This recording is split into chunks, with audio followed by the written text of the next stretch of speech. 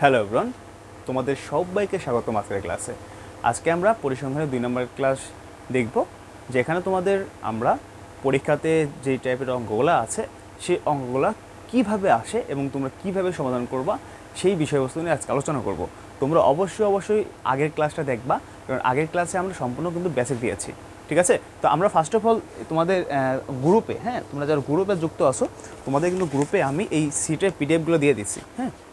এটা হচ্ছে soft copy, আমি হচ্ছে এই বেসিক শিটের পিডিএফটা তোমাদের দিয়ে দিচ্ছি। তোমরা হয়তো সবাই পাইছো, 1 নম্বর ক্লাসে কিন্তু আমরা এটা করাইছিলাম, তাই না? এটা কিন্তু 1 নম্বর ক্লাসে করাইছি, তোমরা সবাই পাইছো। যদি না পেয়ে থাকো কমেন্ট করে জানাও, অবশ্যই দিয়ে দিব। তো আমরা ফার্স্ট অফ অল এই শিট থেকেই তোমাদের আমরা কিছু অঙ্ক দিয়েছিলাম, বলছিলাম যে এই অঙ্কগুলো তোমরা জাস্ট দেখবা, তোমরা অঙ্কগুলো জাস্ট দেখবা। তো আমরা এই অঙ্কগুলো, এই যে এখানে যে অঙ্কগুলো দেওয়া আছে তোমাদের এই অঙ্কগুলো করাবো না।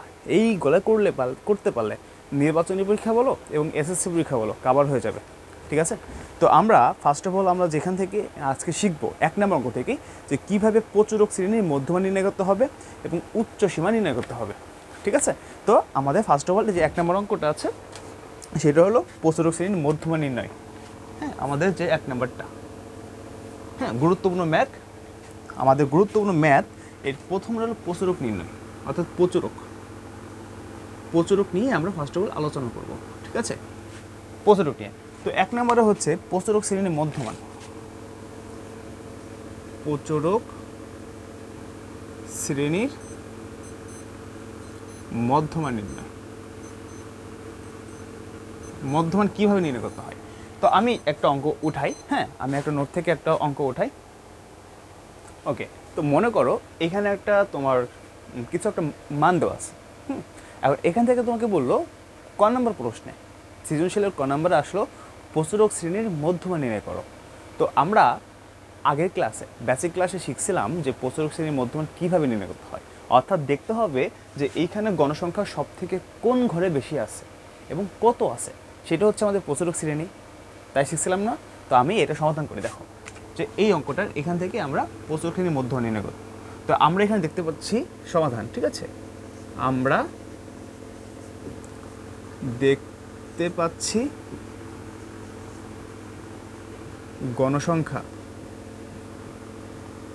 গণসংখ্যা সর্বাধিক কত আছে, সব থেকে বেশি কোনটায় আছে, সব থেকে বেশি কত, এখানে সব থেকে বেশি কত 12, সব থেকে বেশি 12, যা সব থেকে বেশি 12, যা আমাদের হচ্ছে এই 57 থেকে 61 শ্রেণীতে, যা 57 থেকে 61 শ্রেণীতে, তাই না? আচ্ছা, এত শ্রেণীতে। তাহলে আমরা মধ্যমান নির্ণয় করার শর্টকাট কী শিখছিলাম, যে দুইটা যোগ দিব, 2 দ্বারা ভাগ করব, তাই না? তাহলে এখানে আমাদের কি করতে হবে, তোমার এই 57 যোগ হচ্ছে কত 61 দিতে হবে, আর ভাগ দিতে হবে 2 দিয়ে। এখন যেটা হবে সেটা হচ্ছে আমাদের কাঙ্ক্ষিত অ্যান্সার, তাই না? তো এখানে যোগ আমাদের 57, আর এটা 61 যোগ বিয়োগ করবা, অর্থাৎ বিয়োগ না যোগ করবা, আমাদের এখানে অ্যান্সার আসবে 59। ঠিক আছে, এটা হচ্ছে অ্যান্সার। আশা করি তোমরা এই অঙ্কগুলো ভালো মতো পারবা। আর এই জাতীয় অঙ্ক পরীক্ষায় শিওর থাকো একটা থাকবেই, মার্কস বি থাকবে, এই জাতীয় একটা অঙ্ক পরীক্ষায় থাকবে। ঠিক আছে, তা আশা করি আমরা প্রথমটা বুঝতে পারছি। এরপরে আমাদের এখান থেকে 2 নম্বর প্রশ্ন থাকতে পারে যে উচ্চ সীমা নির্ণয় করো, অর্থাৎ প্রচুরক শ্রেণীর উচ্চ সীমা নির্ণয় করো।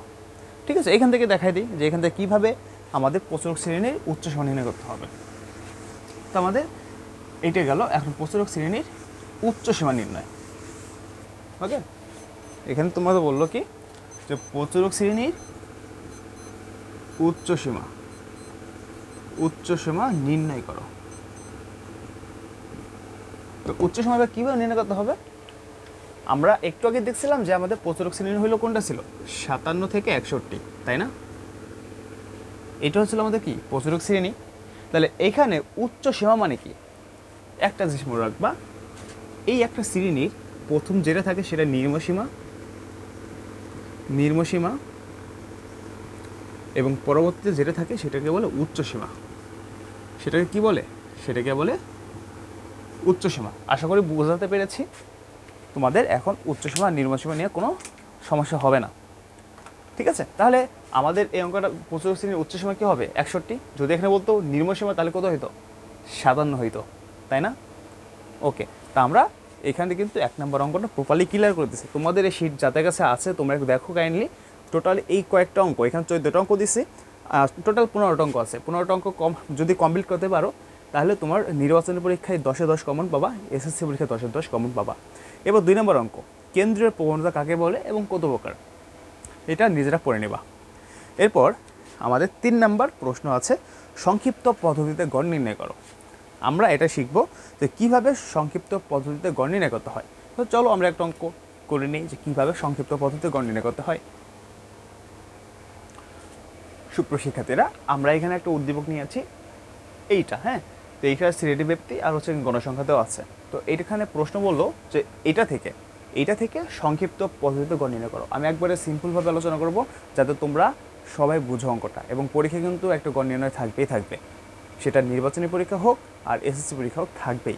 So be careful. এখানে দেখো, ফার্স্ট অফ অল আমরা গড় নির্ণয় করার জন্য আমাদের এখানে শ্রেণী ব্যক্তি লাগবে। শ্রেণী ব্যক্তি মধ্যমানকে এক্সআই দ্বারা প্রকাশ করা হয় এবং গণসংখ্যাকে এফআই দ্বারা প্রকাশ করা হয়। এটা এফ, ঠিক আছে, এফআই। এরপর হচ্ছে ধাপবিচ্যুতি, যাকে ইউআই দ্বারা প্রকাশ করা হয়, আর এটা ধাপবিচ্যুতির একটা সূত্র। আর এখানে একটা শর্টকাট আছে, আমরা সেটা প্রয়োগ করবো, কিন্তু এটা ধাপবিচ্যুতির সূত্র যে এক্সআই মাইনাস এ ডিভাইডেড এইচ, আর এটা হচ্ছে এফআই ইউআই, অর্থাৎ এই গণসংখ্যা আর ধাপবিচ্যুতির গুণফল হবে এই জায়গা, ঠিক আছে। তো আমরা এখান থেকে দেখো, ফার্স্ট অফ অল যে মধ্যমানটা আছে আমাদের এখানে মধ্যমান বের করতে হবে। তো আমরা কিন্তু বেসিক ক্লাসে আমরা কিন্তু সব কিছু পাই টু পাই আলোচনা করেছিলাম যে কীভাবে মধ্যপদ নির্ণয় করতে হয়। তো মধ্যমান নির্ণয় করার প্রসেস হচ্ছে, এখানে যে শ্রেণীব্যাপ্তি থাকবে সেইটাকে দুইটা যোগ করবা, এই দুইটা যোগ করবা, 2 দ্বারা ভাগ করবা। অর্থাৎ আমি একটু দেখাই, এখানে 31 ছিল আর হচ্ছে 40 ছিল, 2 দ্বারা যোগ করবা, 2 দ্বারা ভাগ করবা। তো এখানে যোগ করলে আমাদের হয়েছে কত, 30 আর 40 70, 71 ভাগ 2, তাহলে এখানে আসবে 35.5, এখানে আসবে 35.5 আমাদের যোগ করলে, তাই না। তো এখানে আমরা কত আসলো, 35.5 আসলো। এরপরে তুমি একই সিস্টেমে 51 আর 50 যোগ করবা, 51 আর 50 যোগ করবা, 2 দ্বারা ভাগ করবা, তাহলে এখানে আসবে 45.5। তো স্যার এখানে একটা শর্টকাট আছে, শর্টকাটটা হলো তোমার বারবার যোগ করতে হবে না। কেন করতে হবে না, কারণ এখানে দেখো আমাদের 31 থেকে 40 ডিফারেন্স কিন্তু 10 করে, তাই না। 31 থেকে 40 পার্থক্য কিন্তু 10, তাই তো। তাহলে এখান থেকে দেখো আমাদের 35.5 থেকে এই 45.5 আসলো, তাহলে এখানে কিন্তু 10 করে পার্থক্য। তার মানে আমাদের এইখানে যে সিরিয়াল হবে সব জায়গায় 10 করে পারবে, অর্থাৎ এই 45.5-এর সাথে যদি তুমি আরও 10 যোগ করো তাহলে 55.5 আসবে। একইভাবে এখানে 55, 60, 65.5 আসবে। এরপর হচ্ছে 70, 75.5 আসবে। এরপরে আমাদের কত, 80, 85.5, এরপর 90, 95.5। এই হলো আমাদের শর্টকাটটা। আশা করি তোমরা মধ্যমান একেবারে সম্পূর্ণ বুঝে গেছো। বারবার বলতেছি, ভালো মতো বুঝতে হবে, না বুঝলে কমেন্ট করবা যে স্যার এত মিনিটে বোঝাই নাই, বোঝাই দেন, আমি আবার বুঝাই দেবো। তো এরপরে আমাদের যে কাজটা করতে হবে, গণসংখ্যা। তো এখানে গণসংখ্যা দেওয়া ছিল প্রথমে 8, তারপরে 12, তারপরে 17, তারপর 23, 10, 7, 3। ওকে, এরপরে আমাদের এইখানে ধাপবিচ্যুতি বের করতে হবে। তো এখন ধাপবিচ্যুতি বের করার আগে এখান থেকে আমাকে এর মান খুঁজে বের করতে হবে, যে এর মান আদেও কত। এইখানে এর মান খুঁজে বের করার পরে আমাদের হচ্ছে এইখান থেকে ধাপবিচ্যুতির মান খুব সহজে আমাদের বের হয়ে যাবে, একবারে অটোমেটিক্যালি বের হয়ে যাবে, ঠিক আছে। তো আমরা এখানে শর্টকাটে মনে রাখার জন্য যে সিস্টেম করে দিব, দেখো এর মান কীভাবে বের করবা, দেখো এইখানে গণসংখ্যা সবথেকে বেশি কোথায় আছে স্যার, এই যে এইখানে। আমি একটা অন্যরকম কালি নিই স্যার, এখানে সবথেকে বেশি আছে আমার স্যার এইখানে, তাই না। এখানে গণসংখ্যা সবথেকে বেশি আছে 23। তার মানে আমাদের এটা হচ্ছে এর মান, এই যে এইটা, অর্থাৎ এই যে 23-এর ঘর যেটা, এটা হচ্ছে আমাদের এর মান। আশা করি বোঝাতে পেরেছি। গণসংখ্যা যেই ঘরে বেশি থাকবে সেটা হচ্ছে মধ্যমানের জায়গায় হচ্ছে এর মান, অর্থাৎ এখানে এর মান হচ্ছে 65.5। এক কথায় গণসংখ্যা যেখানে সর্বাধিক বার থাকবে, ভালো মতো বুঝতে হবে, গণসংখ্যা যেখানে সর্বাধিক বার থাকবে তার মধ্যমান হচ্ছে আমাদের এর মান। এখন আমাদের প্রসেসটা কি, যে এর মান যেটাকে ধরবা সেই ঘর সম্পূর্ণ 0 ধরবা, অর্থাৎ সেই ঘর সম্পূর্ণ আমাদের কী হয়ে যাবে, 0 হয়ে যাবে। এবং 0 হইলে উপরের মানগুলো মাইনাস হবে আর নিচের মানগুলো প্লাস হবে। একবারে সিম্পলভাবে বোঝাই দিলাম। তুমি এটা গুণ করে দেখতে পারো, বাট গুণ করার দরকার নাই, এটা শর্টকাট। অর্থাৎ উপরে যে মানগুলো থাকবে সেই সকল মানগুলো তুমি চোখ বন্ধ করে কী করে দেবা, মাইনাস করে দেবো, অর্থাৎ -1, -2 -3, নিচেগুলো কি +1 +2 +3। আশা করি এই পর্যন্ত তোমরা সুন্দর মতো বুঝেছো। এই পর্যন্ত বুঝলে কিন্তু আমাদের অঙ্কটা টোটালি হয়ে যাবে। কারণ এখন আমরা যে প্রশ্নটা দেখবো, জাস্ট তুমি কী করবা বলো তো, এই যে a পাই অর্থাৎ a পাই ইউআই অর্থাৎ 8 -3 গুণ করবা, 12 2 গুণ করবা। তো এখানে দেখো 3 8 24 মাইনাস আছে মাইনাস, 12 দুগুণে এখানে কত 12 দুগুণে 24 মাইনাস আছে মাইনাস, 17 অক্ষে 17 এখানে 0, 10 অক্ষে 10, 7 দুগুণে 14, এরপর 3 3কে 9। এই দেখো আমাদের কিন্তু গুণ করা কিন্তু হয়ে গেল, আমাদের কিন্তু গুণ করা হয়ে গেল। এখন এইখানে এক চিহ্ন দেবো সামেশন এফ আই ইউআই সমান, অর্থাৎ এখানে সকল মান যোগ করবা, যোগ করলে কত হয় দেখো তো, এইখানে সকল মান যোগ করবা।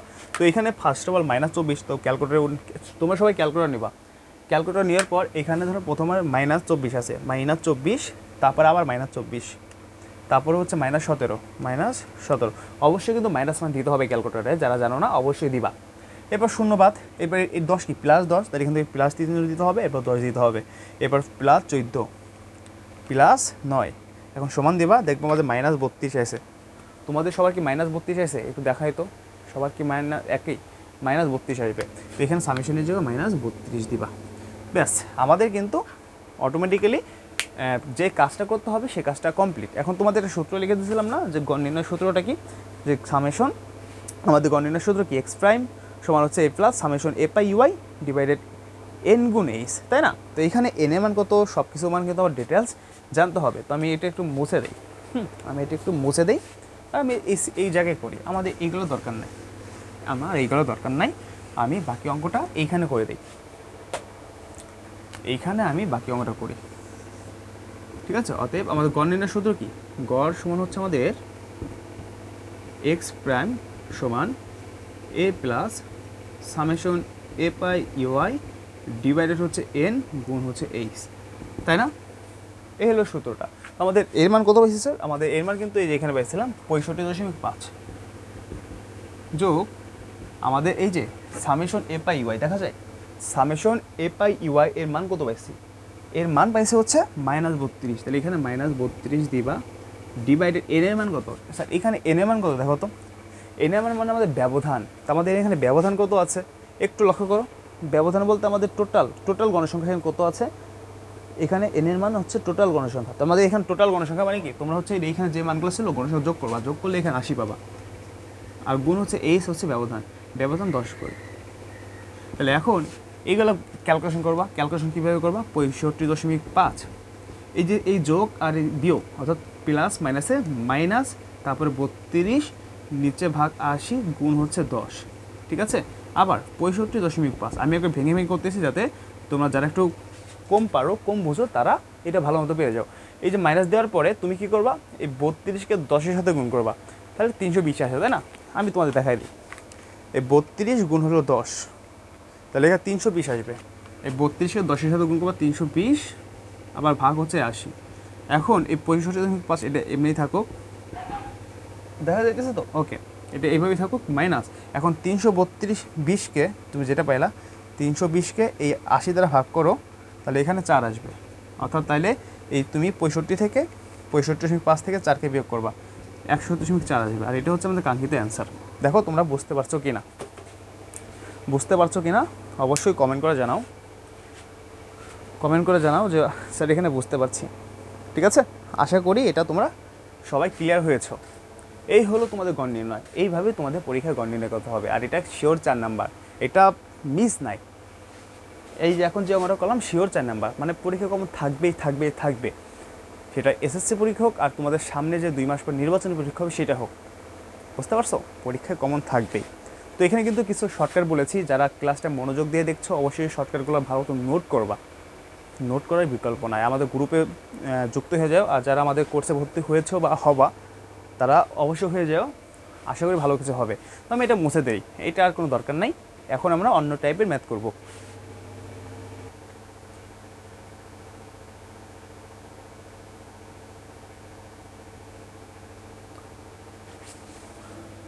সুপ্রিয় শিক্ষার্থীরা, তোমাদের যে শিটটা দিয়েছিলাম শিটের হচ্ছে 5 নম্বর অঙ্কটা তোমরা সবাই দেখো যে কীভাবে মধ্যক নির্ণয় করতে হবে।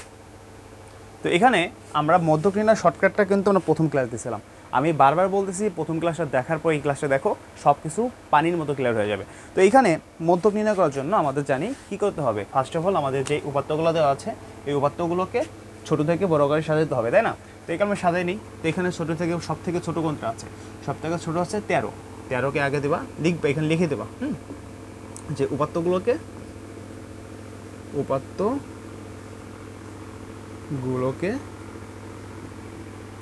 ঊর্ধ্বক্রমে বা মানের ক্রম অনুসারে সাজিয়ে পাই। মানের ক্রম অনুসারে সাজিয়ে পাই। তাহলে এখানে আমাদের কত মান আছে? 13। তো ফার্স্ট অফ অল 13 আসবে, আমি এখানে লিখি 13। এরপর হচ্ছে কে? 13-র পর হচ্ছে 14, তারপর আসবে হচ্ছে 15, তারপর হচ্ছে 16, তারপর হচ্ছে 16-র পর হচ্ছে 17, 17-র পর হচ্ছে গিয়া 18, 18-র পর কি আছে? 18-র পর হচ্ছে 19, তারপর হচ্ছে 20। এই তো 3টা 6টা 7টা 8টা, 3টা 6টা 7টা 8টা। ওকে, আমাদের সাজানো শেষ। তাহলে সাজানোর পরে আমাদের কী করতে হবে? মধ্যক নির্ণয় করতে হবে, তাই না? তো এইখানে মধ্যক কিন্তু আমরা সূত্রে গত ক্লাসে শিখছিলাম যে মধ্যক 3ভাবে নির্ণয় করা যায়। একটা সূত্রের সাহায্যে, একটা জোড়ের মাধ্যমে, একটা বিজোড়ের মাধ্যমে, তাই না? তো এইখানে আমাদের দেখতে হবে এখন উপাত্ত কয়টা আছে। এখানে গুণে দেখো উপাত্ত 1টা 2টা 3টা 4টা 5টা 6টা 7টা 8টা আছে। এই অঙ্কটা ক নাম্বারে? এই যে এখানে যে প্রশ্ন লিখছে না যে এত উপাত্তগুলো মধ্যক নির্ণয় করে, ক নাম্বারে আসবে? এটা দেখ ঢাকা বোর্ড কত? এটা ঢাকা বোর্ড 2022 সালে প্রশ্ন। আর ভোট প্রশ্ন কিন্তু খুবই ইম্পর্টেন্ট। তাহলে এইখানে আমাদের কি করতে হবে মধ্যক নির্ণয় করার জন্য? এখানে একটা শর্টকাটে অঙ্কটা করে দিব, খুবই সিম্পলভাবে অঙ্কটা করবা, ঠিক আছে? ফার্স্ট অফ অল দেখো এখানে কী করবা, এখানে 8টা তো আছে, 8টা তো আছে। তুমি কি করবা? জোড়ায় বাদ দিবা, অর্থাৎ প্রথম এই জোড়া বাদ, আবার লাস্টে এই জোড়া বাদ। মানে এটা আমি বুঝাইতেছি জাস্ট, তোমরা কিন্তু খাটায় বা কেটে দিও না। এখান থেকে 2টা বাদ, এখান থেকে 2টা বাদ, আবার এখান থেকে 2টা বাদ, এখান থেকে 2টা বাদ, তাহলে মাঝখানে তো কিছুই থাকে না। তাহলে আমাদের এখান থেকে এই 2টা কাটা যাবে না। এখানে 15 থাকবে আর 16 থাকবে, এখানে তোমার 17 18 থাকবে, 17 এবং 18 থাকবে। তো এখানে তুমি এখান থেকে একটা বাদ দিলে, এখান থেকে একটা বাদ দিলা, লাস্টে আমাদের কী থাকলো? 16 আর 17 থাকলো, তাই না? লাস্টে আমাদের কী থাকলো? মানে মাঝে আমাদের কী থাকলো? 16 আর 17। এই দুটাকে আমাদের কাটাকাটি করা যাবে না, কারণ এই দুটাকে কাটাকাটি করলে আমাদের ফলাফল শূন্য হয়ে যায়, যা আমাদের মোটেও গ্রহণযোগ্য নয়। এই কারণে তুমি 2 পাশ থেকে কাটবা, এখান থেকে 2টা কাটবা, লাস্টে দেখবা যে এখান থেকে কয়টা কাটাকাটি যায়। তো এখান থেকে একটা গেলো, এখান থেকে এই 2টা কাটাকাটি গেলো, মাঝখানে 2টা কাটবা না। এখন মাঝখানে যে মানটা পাবা, অর্থাৎ 16 আর 17, এই 2টা যোগ দিবা, যোগ দিয়ে 2 দ্বারা ভাগ করবা, যেটা হবে সেটাই অ্যান্সার। এটাই শর্টকাট। তাহলে এখানে কত আসলে অ্যান্সার দেখো তো, 16 যোগ হলো 17 ভাগ হলো, তাহলে এখানে 33 ভাগ হলো 2, ভাগ হচ্ছে কত? 2। তাহলে এখানে কত আসলো? 16.5। এই হচ্ছে অ্যান্সার। কি ম্যাজিক না? ম্যাজিক, ঠিক আছে? এই হচ্ছে আমাদের অ্যান্সার। তো আশা করি তোমরা মধ্যক এইভাবে খুব সহজে নির্ণয় করতে পারবা। তোমরা এমসিকিউর ক্ষেত্রে নির্ণয় করতে পারবা। আশা করি এটা বুঝতে পারছো। না বুঝলে অবশ্যই জানাই দিও। ওকে, তো এখন তোমাদের যে কেসটা থাকতে পারে, মানে যে কয়েকটা অঙ্ক থাকতে পারে, এখানে লক্ষ্য করে বলতে পারে যে এখানে একটা মানে উপাত্ততা থাকবে, কিছু একটা উপাত্ততা থাকবে। তো এরপরে তোমাদের প্রশ্ন থাকবে যে শ্রেণীব্যাপ্তি 5 অথবা 10 ধরে। তো আমি এখানে মনে করো অঙ্কটা 5 ধরে করলাম। তো শ্রেণীব্যাপ্তি 5 ধরে সারণী তৈরি করো, ঠিক আছে? এবং তো একটা কিছু একটা দিতে পারে যে সারণী তৈরি করো। তো এইখানে অঙ্কটা অনেক কিছু ভুল করেছে, কীভাবে সারণী তৈরি করতে হয়। তো এখানে ফার্স্ট অফ অল যে উপাত্তগুলো দেওয়া থাকবে, এইগুলোকে তুমি সিম্পলে ছোটো থেকে বড় করে সাজাবা। তো ছোটো থেকে বড় করে সাজানো কিন্তু সিম্পল একটা প্রসেস আমি তোমাদের বলতে পারি। এখানে দেখবা যে এখানে সর্বোচ্চ মান কত আছে দেখো একটু, 40, আর সর্বনিম্ন মান 1 থেকে আছে। তো আমি সাজালাম, এটা তুমি আলাদা খাতায় নোট করবা। তো আমি এখানে তো মনে 15টা উপাত্ত দিয়েছি মাত্র। তোমাদের এইভাবে মনে করো যদি 30টা বা 40টা উপাত্ত থাকে, তো এই রুলসটা যে এখন যেটা শেখাবো সেই রুলসটা অবলম্বন করবা। তো তুমি কি করবা? 1 থেকে এটা নোট করবা, হ্যাঁ? তোমাদের যে পরীক্ষা খাতা থাকবে সে খাতা লাস্টে পৃষ্ঠায় করবা। ধরো 1 থেকে আমি 10 পর্যন্ত নিলাম, এরপর হচ্ছে 11 থেকে ধরো 20, এরপর হচ্ছে 21 থেকে ধরো 30, ঠিক আছে? এরপর হচ্ছে ধরো 31 থেকে আমাদের 40 আর দরকার নাই, কারণ আমাদের সর্বোচ্চ 40 পর্যন্ত আছে। তো এখন দেখবা এই যে এখানে 5, এই 5টা কোথায় আছে দেখো তো, 5টা কিন্তু এই ঘরে আছে, এখানে দেখবা। এরপর 7, 7টা কিন্তু এই ঘরে আছে। এরপর 2, 2টা আমাদের কোন ঘরে আছে, এই ঘরে। এরপর হচ্ছে 10, 10ও এই ঘরে। তারপর হচ্ছে 1, 1ও কিন্তু আমাদের এই ঘরে আছে। এরপর 20, 20 আমাদের হচ্ছে এই ঘরে। 15, 25, 25 হচ্ছে এই ঘরে। এরপর 19, 19 উপরের ঘরে। এরপর হচ্ছে 22, আমাদের 22 কিন্তু এটা এই ঘরে। তারপর হচ্ছে 12, 12 হচ্ছে কোন ঘরে, এই যে এই ঘরে 12। বুঝতেছো কী করতেছি, যে এটা কোন ঘরে কোথায় আছে সেটা বসাইতেছি। ওকে, এরপরে মনে করো আমাদের কত আছে, আমাদের 12-এর পর হচ্ছে কত, 33, 33 অবস্থান কত, এইটা এই ঘরে 33। তারপর হচ্ছে 31, এখানেও 33 হবে। এরপরে হচ্ছে আমাদের কত, 40, 40 করে এখানে। দেখো আমাদের কত সহজ করে কিন্তু এইগুলাকে আমরা ছোটো থেকে বড় করে সাজাতে নিলাম। এখন তুমি খাতায় লিখবা যে উপাত্তগুলোকে, মানে নিচে নিচে লিখবা, আমার নিচে জায়গা নেই, আমি সাইডে লিখতেছি। উপাত্তগুলোকে মানের ক্রম অনুসারে সাজানো পায়, ক্রম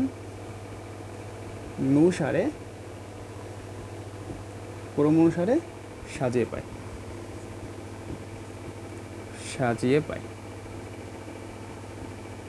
ওকে, তাহলে এইখানে দেখো এখন আমাদের কত সহজ হয়ে গেলো সাজানোটা। এখানে এখন সবথেকে ছোটো মান কত, 1, তারপরে এখানে সবথেকে মান হচ্ছে 2, তারপর হচ্ছে 5, তারপরে 7, তারপর হচ্ছে কত, 10। দেখো আমাদের কত সুন্দর করে সাজানো হয়ে যেতেছে। এরপর আমরা এখানে দেখবো, এখানে সবথেকে ছোটো মান হচ্ছে 12, তারপর হচ্ছে গিয়ে 19, তারপর হচ্ছে 20। এরপরে আমাদের কি 22, 25, তারপর কত আছে, এখানে 31 সবথেকে ছোটো মান, এখানে সবথেকে ছোটো মান 31, তারপর 33, তারপর 40, 33, এরপর হলো 40। আশা করি তোমরা সবাই বুঝতে পারছো যে আমি এখানে কিভাবে সাজাইলাম। এই প্রসেসটা তোমরা ফলো করবা। যত উপাত্ত দেখ স্যাররা, যদি 30টা 50টা 100টা দেখ, তুমি জাস্ট এই প্রসেসটা মনে রাখবা যে 1 থেকে 10 পর্যন্ত ধরবা, 11 থেকে 20, 21 থেকে 30, 31 থেকে 40, এইভাবে তুমি সাজাবা।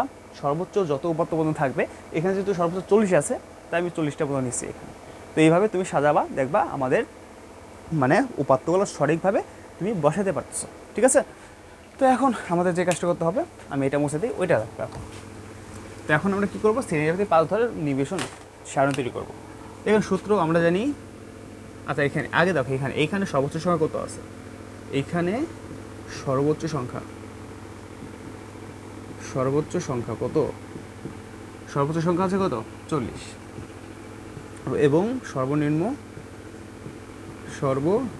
কত আছে, সর্বনিম্ন সংখ্যা হচ্ছে আমাদের 1, তাই না, 1, 40। তাহলে এখন আমরা জানি পরিসর সমান কি, আমরা জানি পরিসর সমান হচ্ছে সর্বোচ্চ সংখ্যা মাইনাস সর্বনিম্ন সংখ্যা যোগ হইল 1 বা 1, আমি এখানে 1 লিখলাম। এখানে আমাদের সর্বোচ্চ সংখ্যা 40 মাইনাস হচ্ছে 1 আর যোগ হচ্ছে 1। ঠিক আছে, অর্থাৎ 40 থেকে 1 গেলে 39 থাকে, আর যোগ তার সাথে আবার এই 1, তাই এখানে কত হইল, 40। এখন আমাদের শ্রেণীভিত্তি 5 বলছে, হাতে বলবা অতএব শ্রেণী ব্যবধান 5 ধরে, তাহলে কত হবে, 5 ধরে এই 40 ভাগ দেওয়া 5 দেয়, তাহলে এখানে 40 আর 5কে কাটা করে জানা যায় 5 আর 40, 8। অর্থাৎ আমাদের এই সারণী তৈরি করতে বলছে, তাহলে আমাদের 8টা ঘর নিতে হবে। দেখা যায় এই 8টা ঘর নিতে হবে, 8টার সাথে আমাদের আর একটা, অর্থাৎ 8টা বললে তুমি 10টা ঘর নিবা, 8টা ঘরলে 10টা ঘর নিয়ে আমরা সারণী তৈরি করবো। তো এখন আমরা সারণী তৈরি করবো, আমি একটু মুছে দিই। সুপ্রশিক্ষার্থীরা, তো এখানে আমি কি করলাম, এই 3টা জিনিস যেহেতু আমাদের হচ্ছে সারণী তৈরি করো, তো আমি এখানে 3টা জিনিস দেখলাম, শ্রেণীব্যাপ্তি, ট্যালি আর হচ্ছে গণসংখ্যা। ঠিক আছে, এখন আমাদের এই যে মানগুলো সাজাইছিলাম যে ছোট থেকে বড় করে, এখান থেকে দেখো সব থেকে মান হচ্ছে 1 আর সব থেকে বড় হচ্ছে 40। আমি এখানে একটা কাজ করব, কাজটা হলো যেহেতু আমাদের এখানে কি 8টা ঘর আছে, এই কারণে আমি এখানে কি করব, দেখো যে এখানে 1 থেকে ধরে যদি সাপোজ, তাহলে এখানে আমি কত ধরবো, 1 থেকে 5 পর্যন্ত ধরতে পারবো, কারণ আমাদের কিন্তু শ্রেণী ব্যবধান 5 করেছিল, তাই না, শ্রেণী ব্যবধান কিন্তু বলে দিচ্ছে 5 করে। তো আমি যদি 1 থেকে 5 ধরি, তাহলে 1 থেকে 5 তাহলে 5 থেকে আমাদের গেল, এভাবে আমাদের 6 থেকে 10, তারপরে 11 থেকে হচ্ছে 15, এভাবে কিন্তু আমাদের সাজানো হয়ে থাকে, তাই না? আমি জাস্ট তোমাদের দেখাই একটু। তো দেখো আমাদের যেহেতু শ্রেণীবিভাজন 5 ধরছিল, তো আমি এখানে কি করব, যে 5 করে ডিফারেন্স হবে, তাহলে 1 থেকে 5, তাহলে 6 থেকে 10, 11 থেকে কত 15, 16 থেকে 20, 21 থেকে 30, 25, 21 থেকে কত 25, এরপর 26 থেকে কত হবে 30, তাই না? 31 থেকে 35, আর 36 থেকে হবে 40। দেখো আমাদের খুব সহজে কিন্তু আমরা ভরে গেলাম।